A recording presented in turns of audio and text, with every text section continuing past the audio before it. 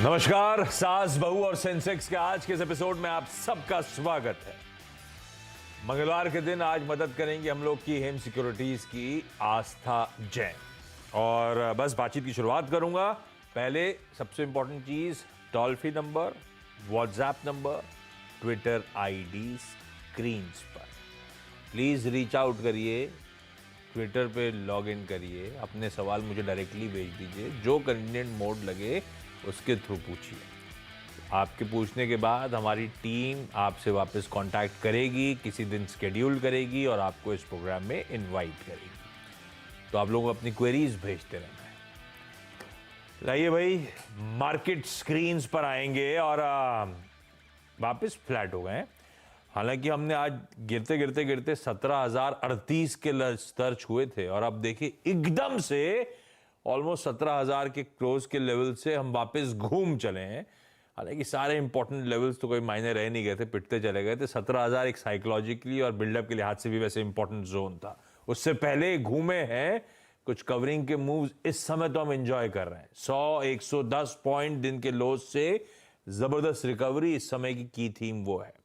पर यह जरूर है कि शुरुआत में भी ऐसी कुछ रिकवरी के ट्रेड जो थे पूरी तरह से फिजल आउट हुए थे, क्योंकि टेक्सचर अब तक जो समझ पड़ रहा है वो सेलॉन राइस का ही टेक्सचर बना हुआ है। तो देखते हैं जो रिलीफ आई है, निफ्टी को वापस ग्रीन पैच पे लाई है, कितनी टिकाऊ है, वो तो वक्त बताएगा। निफ्टी ग्रीन में है, ऐसा ही निफ्टी बैंक आपको ग्रीन में नजर आएगा। अक्रॉस द बोर्ड पिछले कुछ मिनटों में बहुत अच्छी इंट्राडे रिकवरी इस समय देखने को मिल रही है। एक काम करता हूं, जब इंट्राडे रिकवरी पे आई गया हूं तो कुछ स्पेसिफिक स्टॉक्स दिखा देता हूं जहां पे ये रिकवरी जो लीड कर रहे हैं, हेवी वेट्स खास तौर पे। इंडसइंड बैंक प्लीज लेकर आइए, आईसीआईसीआई बैंक, एचडीएफसी बैंक और इवन चाहे तो एसबीआई, सारे इन चार्ट्स आपकी स्क्रीन पे। ये जो पूरी की पूरी रिकवरी स्टेज हो रही है सिर्फ बैंक्स के दम पर। जो बीटन डाउन पॉकेट थी लोअर लेवल से, वहां पे एक बढ़िया थ्रस्ट जनरेट होता हुआ आपको नजर आएगा। इसमें जोड़िए दो और इंटरेस्टिंग स्टॉक्स। पहले तो रिलायंस इंडस्ट्रीज प्लीज दिखाइए, उसका इंट्राडे वो हेवी वेट देखिए क्या मूव करना शुरू करा है। तो रिलायंस हुआ, बैंक्स हुए, जो स्पॉन्सर कर रहे हैं लार्जली इस तरह की गजब की रिकवरी को। यह हाईलाइट है इस समय के अभी तक के ट्रेडिंग सेशन की। बैंक्स ने 39,130 के लेवल से हम घूमे ऑलमोस्ट 400 पॉइंट, और ये 400 पॉइंट की रिकवरी पिछले कुछ मिनटों की कहानी स्क्रीन पर। चलिए सवाल जवाब के सिलसिले की शुरुआत करो। मार्केट्स में बाकी सारे इंटरेस्टिंग डेवलपमेंट्स टिकर टीम कॉन्स्टेंटली हाईलाइट कर रही है आप लोगों की स्क्रीन पे नीचे। कुछ भी अलग से नोटवर्दी अलग से मेंशन करने की जरूरत होगी, मैं अलग से बात कर लूंगा। आज हम लोग को हरिद्वार जाना है। वीरू बैठे हैं क्या डायरेक्टर साहब? नहीं बैठे। गुरुग्राम जाना है और कोलकाता जाना है। सारी क्वेरी सॉल्व करने का समय, सबसे पहले हरिद्वार ही चला जाए।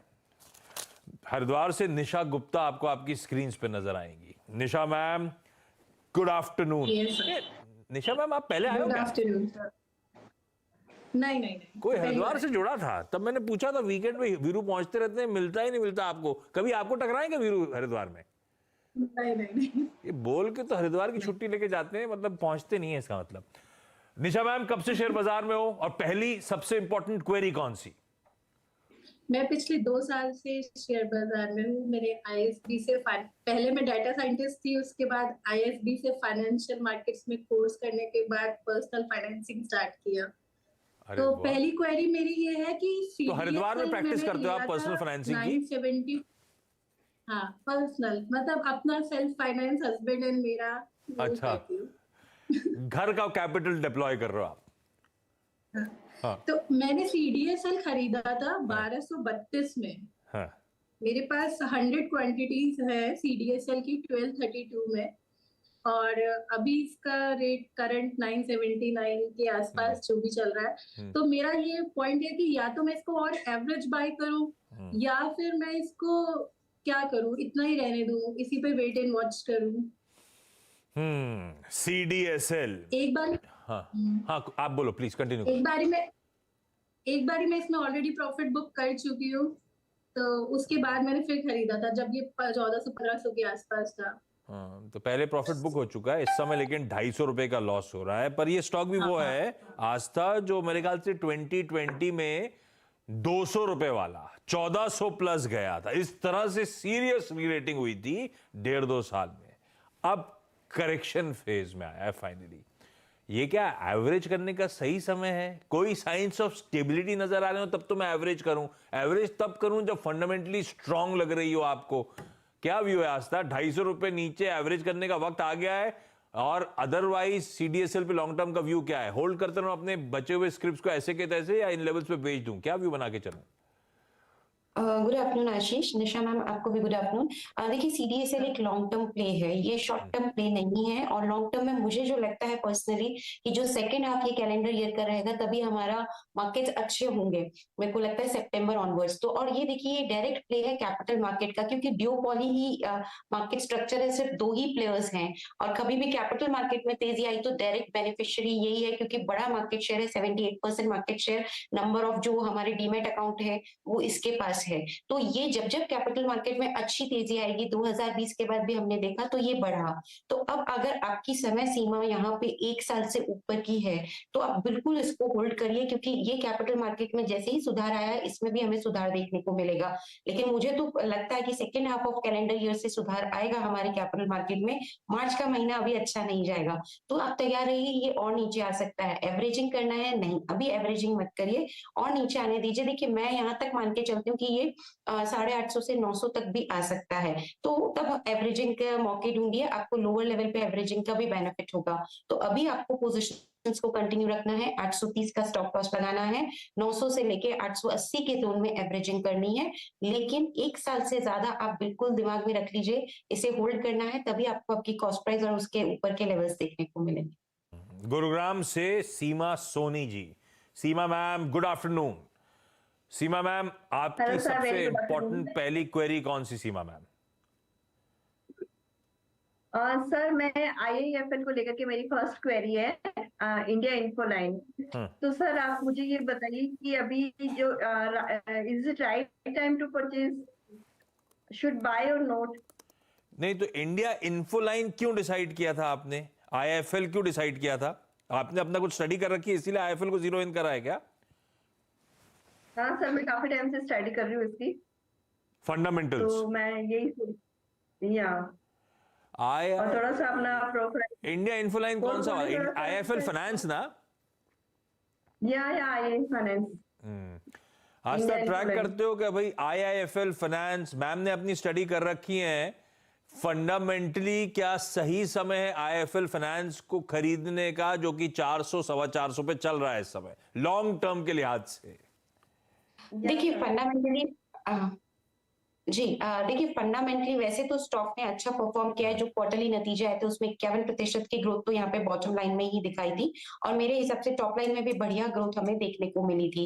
और यहाँ पे मुझे जो लगता है लॉन्ग टर्म के लिए ये ठीक हो सकता है, लेकिन मैम क्योंकि देखिए मार्केट खराब है तो थोड़ा हम टेक्निकल्स का भी सहारा ले लेते हैं। फंडामेंटल सब बढ़िया है लेकिन टेक्निकल्स थोड़े से वीक बने हुए और मार्केट भी वीक है, तो मुझे लगता है कि नीचे के लेवल्स और आने दीजिए फिर आप खरीदिए, अभी रुक जाइए। अभी कहाँ खरीदना है? मेरे हिसाब से 400 का जोन मिलता है तो वहां पे हम देख सकते हैं, लेकिन फिर भी पूरी क्वांटिटी मत लीजिए, जितना भी आपने विचार किया है थोड़ा ही उसमें से लीजिए और थोड़ा और नीचे आने पे लीजिए। तो मेरे हिसाब से अभी नहीं खरीदना है, फंडामेंटली ओके है। एनबी जो एफसीज होती हैं वो बहुत ज्यादा स्ट्रॉन्ग नहीं होती है, और जब मैक्रो फंडामेंटल्स खराब होते हैं, जैसे ग्लोबल मार्केट में बैंक्स को लेके अभी नेगेटिव न्यूज आ रही है, तो इन पे मार ज्यादा पड़ती है।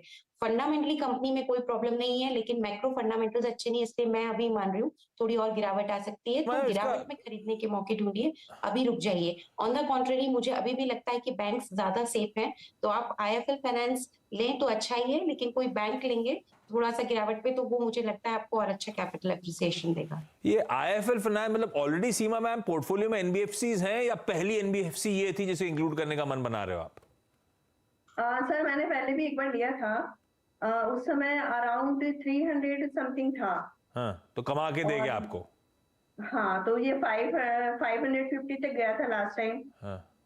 तो अभी मैं फिर से यही प्लान कर रही हूँ कि नहीं, एज ऑन डेट अगर फाइनेंशियल्स का बैंक्स का एक्सपोजर लेना है तो बैंक ज्यादा स्वीट स्पॉट में रादर देन दीज एनबीएफसीज, तो उस टाइम पे कमा लिया, वो शायद समय रिपीट ना हो, बैंक ज्यादा प्रिफर्ड प्लेस होंगे मैम, उस पे इस पे जाइए, ज्यादा बेहतर है। कोलकाता से संतोष चौधरी जुड़ती हुई। संतोष मैम से तो मेरी मुलाकात हुई है। संतोष मैम, अपन लोग उस दिन मुलाकात करी थी जिस दिन आंध्रा समिट कटा था, तो अपनी बातचीत हो नहीं पाई थी, सही बोल रहा हूँ ना? Yes yes sir. सॉरी उस दिन के लिए। संतोष मैम प्लीज अपनी क्वेरी पूछिए।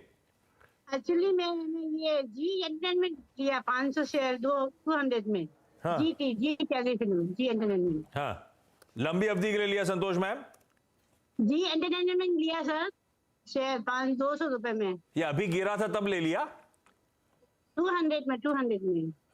चलिए ठीक है और भाई। IEX लिया। मैं जी पे आता हूं पहले। जी एंटरटेनमेंट एंटरप्राइजेज, आस्था, बहुत सारे न्यूज फ्लोज, उनका ओवरहैंग है इस समय। वो सोनी मर्जर को लेकर कुछ कंसर्न्स रह के माउंट हो जाती हैं, पर कईयों को फंडामेंटली जहां खड़ा है वैल्यूएशंस के लिहाज से अट्रैक्टिव लगने लगा है ये। जी एंटरटेनमेंट अच्छा पिक है क्या? 200 की बाइंग है, उसी के आसपास 6-7 रुपए नीचे चल रहा है, पर मैंने लॉन्ग टर्म के लिए लिया हुआ है। रिस्क है, पर क्या करें, सब 200 अट्रैक्टिव हो गया है क्या?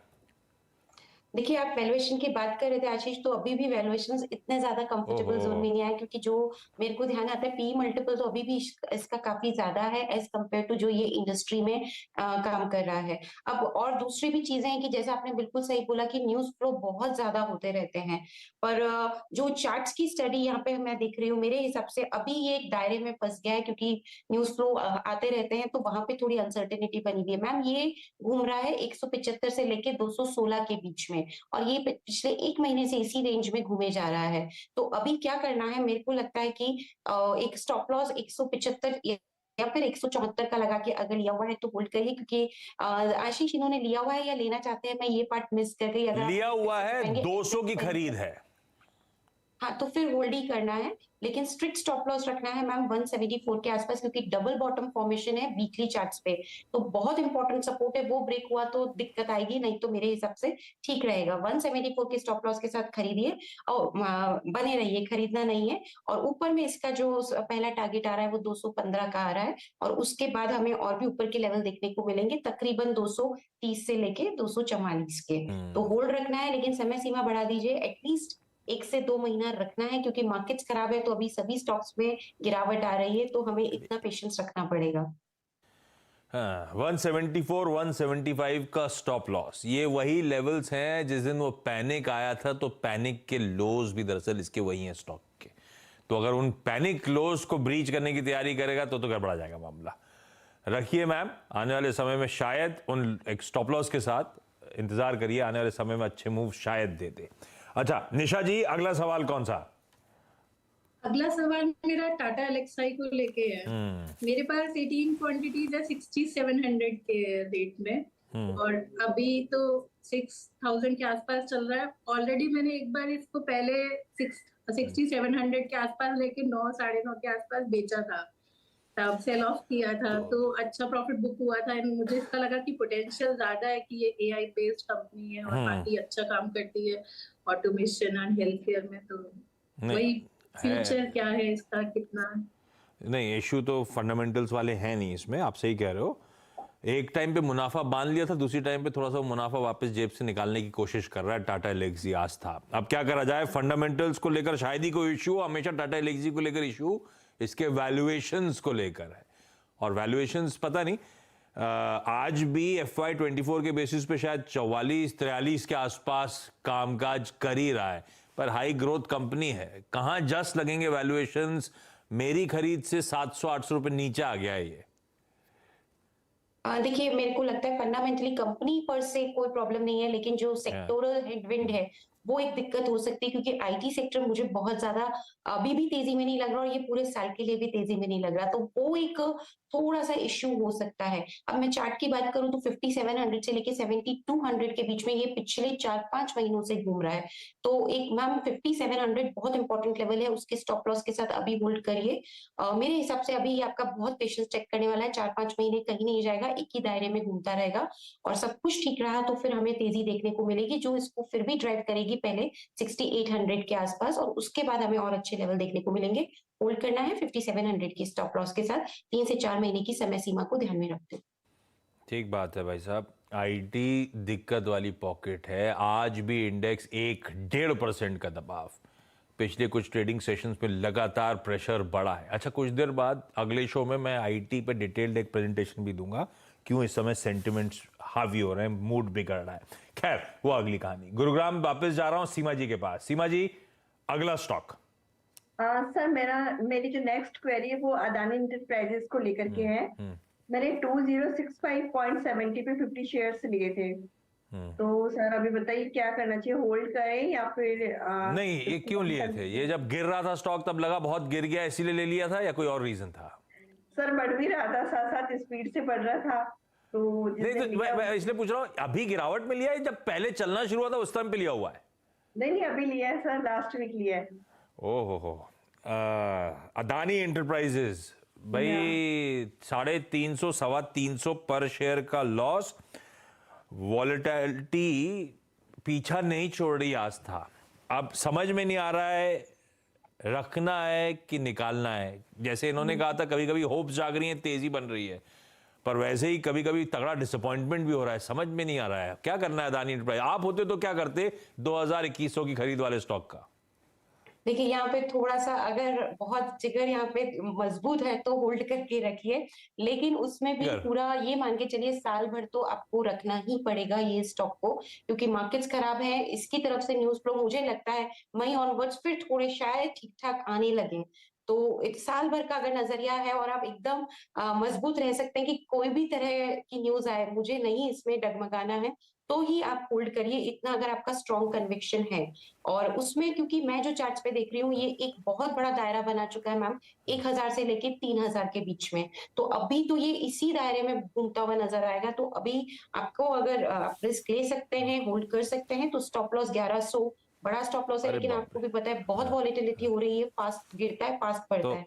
तो 1100 के स्टॉप लॉस के साथ आपको होल्ड करना है। और फिर मेरे हिसाब से 2135 का पहला टारगेट है, और उसके बाद 2200 से 2300 के लेवल देखने को मिलेंगे, पर समय लगेगा। रख सकते हैं इतना लंबा तो होल्ड करें। तो सीमा जी, आपको और आपके जिगर को डिसाइड करना है कि रखना है या नहीं रखना है। ये आंसर है आस्था का। संतोष मैम, क्विकली आज की अगली क्वेरी। IEX 160 में IEX Indian energy exchange IEX कितने पे? 160 पे। 700। हाँ, लेटेस्ट स्टॉक दिखाइएगा। 160 पे लिया हुआ है। यस है ना? क्या करें सर? ये गलत बनाइए। 160 बोला मैम ने, आपने तो 450 की प्लेट बना डाली डायरेक्टर साहब। ये आ गई। नहीं, 160 हाँ, 160 से आ गई। ये क्यों लिया था संतोष मैम? ट्रेडिंग वाला मामला था या लॉन्ग टर्म वाला? फेवर सेट था, मैंने काफी इसमें अर्न भी किया है। तो मैंने वो फंडामेंटल भी तो अच्छा लगता था, मेरे को शेयर अच्छा लगता है, समथिंग फेवरेट, तो मैंने लिया इसको। शेयर अच्छा क्यों लगा? क्योंकि आपने नहीं, अच्छा क्यों लगा? आपने फंडामेंटल्स देखे इसके, इसीलिए अच्छा लगा? मैंने लेकर फिर प्रॉफिट भी दिया मेरे को काफी। ये गलत आइडिया है। सब लोग वही बता रहे हैं, पहले प्रॉफिट दिया तो हम फिर घुस गए, पहले प्रॉफिट दिया फिर घुस गए। ये गलत है। एक बार दे दिया तो रिविजिट करिए, गिरा क्यों था, क्या रीजन थे। दूसरी बार देगा नहीं देगा ये मुश्किल काम है। वसूल रहा है सबसे पैसा वही स्टॉक। भाई IEX आस्था 15 रुपए पर शेयर का लॉस हो रहा है। 160 की खरीद, 145 पे खड़ा हुआ है। देखे तो इन्होंने अच्छा, इन्होंने ना फंडामेंटल देखे ना टेक्निकल देखे। वैसे पिछली बार कमा गया था तो इस बार फिर कूद गए हम लोग। इस बार कमा के देगा नहीं देगा ये बताओ आप। देखिए, थोड़ा सा पेशेंस रखना पड़ेगा मैम। फंडामेंटल्स में आप नतीजे ट्रैक करते रहिए हर क्वार्टर के। कभी अच्छे भी आते हैं और कभी बिगड़ते भी हैं, तो उस टाइम आप हाथों हाथ डिसीजन ले सकते हैं। अभी के क्वार्टर के नतीजे अच्छे नहीं आए तो थोड़ा फंडामेंटल में थोड़ा सा प्रॉब्लम हो गया है। फिर भी अभी आपको होल्ड करना है, क्योंकि राउंड बॉटम फॉर्मेशन हो रही है वीकली चार्ट्स पे, जिसका कि ब्रेकआउट आएगा 150 के अबव, जहां तक 153 के अबव। तो दोनों को फैक्टर्स को मिलाते हुए एक ही बात बोलती हूँ, अभी आप होल्ड कर लीजिए 129 के स्टॉप लॉस के साथ। 150 143 153 के ऊपर अगर इसने क्लोज किया तो बढ़िया तेजी आएगी, 175 तक भी ले जा सकती है, लेकिन समय सीमा 2 से 3 महीना रखनी है। तो होल्ड करना है स्टॉप लॉस के साथ। और टारगेट्स मैंने आपको दिए हैं 160 और उसके बाद 175। मैम, लक को ना बार बार टेस्ट नहीं करने का। एक बार फायदा हो गया, दूसरी बार हो गया, लॉजिक पे चले जाने का ज्यादा बेहतर है ना। ये लक पे ज्यादा भरोसा नहीं रखने का। Santosh ji, Nisha ma'am, Seema ma'am, thank you so much जुड़ने के लिए। आस्था बढ़े थे कि सारी क्वेरीज सॉल्व करने के लिए आपका भी धन्यवाद। ब्रेक ले रहा हूँ। आप लोग अपनी क्वेरीज प्लीज भेजते रहिए। जुड़ेंगे कल फिर 12:30 बजे। फिर से 12:30 नहीं 12:27 पर आपकी क्वेरी सॉल्व करने के लिए अभी ब्रेक ले रहा हूं। ब्रेक के उस पार एक क्विक मार्केट चेक। ब्रेक के बाद आपका स्वागत है भाई। कुछ ही देर पहले मार्केट का चेक लिया था, निफ्टी इन ग्रीन आ गया था। तब मैंने कहा था शार्प रिकवरी, इक्वली शार्प वापस सेल ऑफ आता हुआ। इस तरह की वॉलेटिलिटी है, इस तरह की इनडिसाइसिवनेस है बाजार की। ये देखिए आपकी स्क्रीन पे। लेकिन चलिए, शो सास बहू और सेंसेक्स को समेटने का वक्त। क्वेरीज भेजते रहिएगा। ब्रेक के उस पार गाबा सर जुड़ेंगे, जिनसे डिटेल में चर्चा होगी बाजार की इस चाल में कैसे हो। अरे गाबा सर दिख रहे हैं। हाँ जी गाबा सर, सब पूछ रहे हैं आजकल आपको सास बहू सेंसेक्स में दिखते ही नहीं हो। आप सब लोग पूछ रहे हैं, मुझसे भी पूछ रहे हैं क्यों नहीं दिखाई दे रहा। मैं बोला मुझे आशीष बुलाता नहीं है। सब पूछते रहते हैं गाबा सर से क्वेरी सॉल्व करानी है। गाबा सर ने कहा था ये लिया था, इतनी कमाई हो गई, ये वो, और आप दिखते नहीं हो शो में यार। अरे जब आप बुलाओगे मैं आ जाऊंगा, ऐसी क्या बात। डन, सेटिंग हो गई है। कुछ ही दिन में गाबा सर फीचर करने वाले हैं शो में। Gaba sir thank you so much. Gaba sir के साथ देखिए और दिवाली के साथ देखिए अगला शो। नमस्कार।